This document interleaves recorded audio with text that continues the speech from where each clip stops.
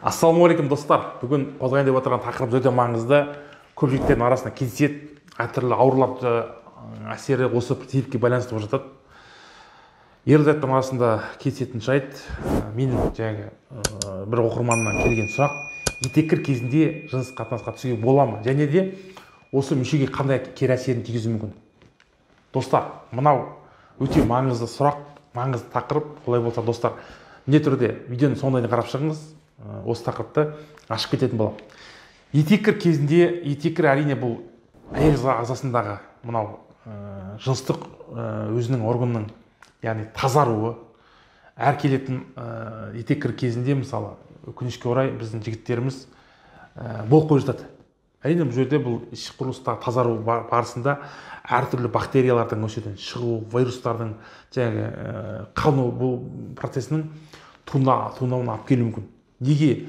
Бұл етеккір кезінде болып қойған болатын жігіттер әртүрлі жара шығып кетіп жатады. Болмаса уретрит ауруы, жыныстық гонорея ауруына осы себепке байланысты болып жатады.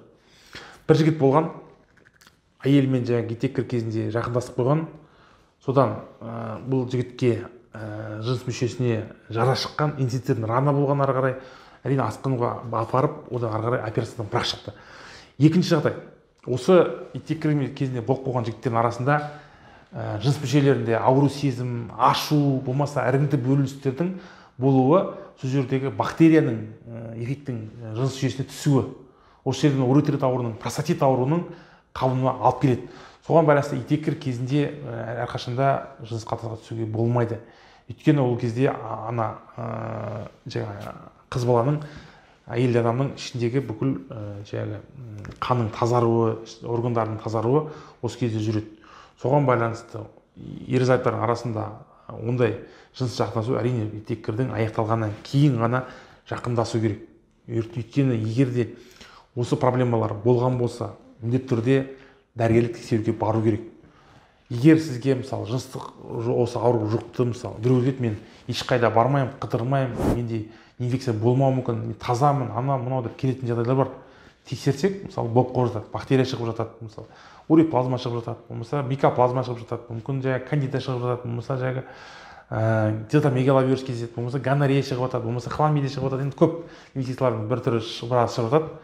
Қайдан пайда болды? Неден болды? Мен ондай адам емеспін, ешқандай жаққа жүрмеймін, мен қалай болады деп жатады. Әрине, осы егер етеккірдің бұзылысы кезінде болған болса, осы себепке байланысты аурудың асқыну болуы мүмкін, микробтардың көбеюі мүмкін, осы бактерияның өршуі мүмкін. Осыған байланысты уретрит ауруының, простатит ауруының қабынуына алып келетін бірден себеп болып табылады. Олай болса, достар, етеккір кезінде әрқашанда жақындамаңыздар. Өйткені етеккір ол уақытылы келіп, уақытылы кету керек. Осыған айта кететін жағдайлар, тағы қоса кетсем, әйелім көтермей жатады, қай кезде жақындассақ бала көтеруі мүмкін дейді. Яғни, әрине әйелдің ағзасында цикл болады, яғни етеккірдің біткеннен кейін 14-ші күні мысалы овуляция сатысы жүреді. Осы кезде ғана бала болу мүмкіндігі жоғары. Соған білесіз, осыны біліп жүріңіздер. Әрқашанда әйел кісілер біледі деп ойлаймын. Еркектер құлақтағы сіздерге. Достар, осы бүгінгі видеосы тақырып сіздерге ұнаған болса, түрде өздеріңіздің пікірді қалдырыңыздар. Алда тағы да қозғалатын қандай сұрақтар бар, қандай тақырыптар бар. Сіздердің пікірлеріңіз біз үшін маңызды. Сіздердің қолдауларыңыз мен үшін маңызды. Менің осы қазақстан урологияның дамуына атсалысуға барымыз бірдей қолдау білдірсек, ары қарай біздің оқырмандарымыздың арасындағы пікірлерді осы біздің тақырыптар бойынша шығаратын боламыз. Аман сау болыңыздар достар. Өзімізді күтейік. Етеккірдің маңыздылығын біле жүріңіздер достар. Үйленген жігіттер, әсіресе сіздерге құлақ қағыс, әрқашанда ауруды асқындырмай алдын алып жүрейік. Амандықта жолайық.